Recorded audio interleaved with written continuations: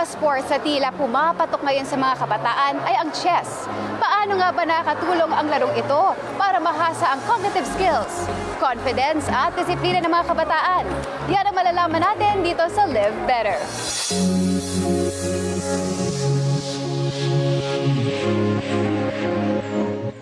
Ang chess ay isang strategic board game na nilalaro sa buong mundo. It requires cerebral quickness, tactical skills, and wise decision-making. Kaya naman, binansagan ito bilang battlefield of the mind. At dahil ang pinag-uusapan natin ay tungkol sa talas ng isip, hindi papahuli ang mga Pinoy. Sa katunayan, sumabak ang ilan sa mga young world pushers ng bansa sa katatapos lamang na 2023 FIDE World Youth Chess Championship na ginanap sa Montesilvano, Italy. It was a challenging experience, pero at the same time, ini-enjoy din namin. Tapos yung mga kalaban din po namin doon ay isa din po sa mga champions po, magagaling, mga may title po.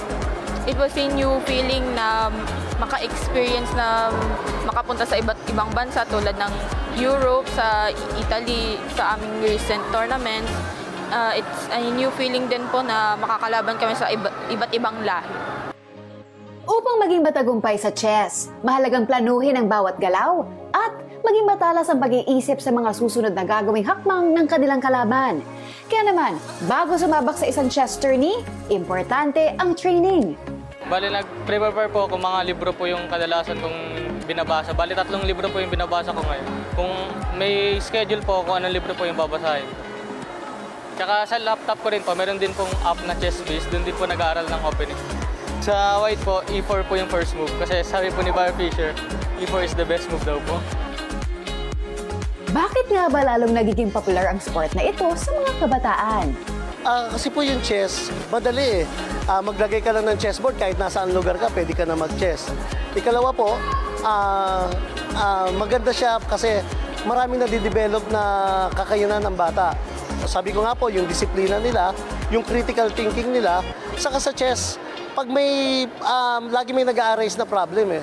So yung bata, pag sanay siya na laging every move ng kalaban nila may nag-a-arise na problem at ang hinahanap niya yung solusyon, sa buhay ng tao, lagi rin may dumadating na problema.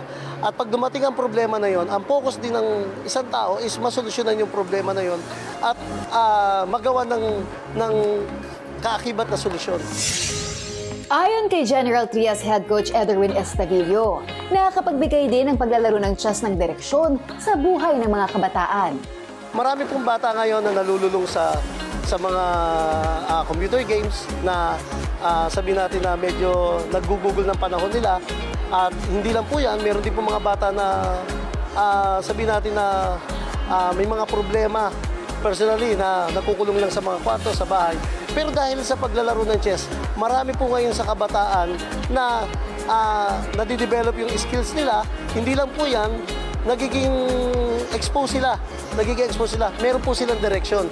Kung dati po ang bata pagkagaling school, gagala na lang, ikot-ikot na lang, o kaya magkukulong sa bahay. Ngayon po, may training silang pinupuntahan. Para naman kay Far Eastern University NCAA chess athlete Oscar Joseph Cantela at Junior National Chess athlete Jaira Floravi Cotillog, malaki ang naging ambag sa buhay nila ang kanilang pagiging atleta. Naboost yung confidence ko, hindi lang sa sarili ko, kundi makipag-communicate sa ibang tao. Naboost yung mind ko, even when it comes to memorizing something. Or katulad din po ng kami, ng scholar na po kami kahit bata pa. And yung mga iba namin kasama sa chess club, katulad ng kuya ko is varsity player na po siya sa EAC. And yung others naman po sa San Beda, sa LPU, Lasal, Mapua, marami po pong iba. So, para sa akin po, ang ganda ng benefits na binigay sa amin ng chess kahit bata pa lang kami.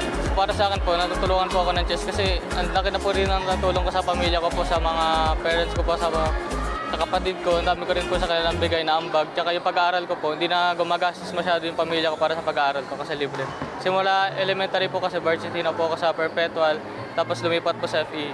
Kasi hanggang ngayon senior high po FEU. Ang chess ay hindi lamang isang masayang libangan. Hinihikayat nito ang ating creativity, critical thinking, at strategic planning. Ang pagsali sa larong ito ay makakatulong upang mapanatiling malusog at matalas ang isipan. Sa makatwid, ang esport na chess ay hindi lamang nakapagpapasigla sa intelektual, ngunit kapaki-pakinabang din para sa overall well-being.